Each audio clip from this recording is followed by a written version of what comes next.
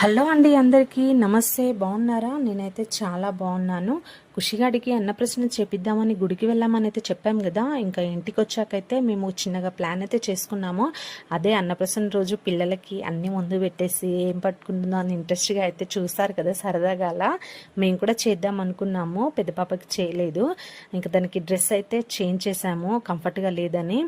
చాలా కష్టపడింది. అసలు తను స్ట్రైట్గా వెళ్తుందేమో అనుకున్నాము. తను రైట్ సైడ్ అయితే వెళ్ళి ఇంకా రైట్ హ్యాండ్తో అయితే బంగారం పట్టుకుంది ఫస్ట్.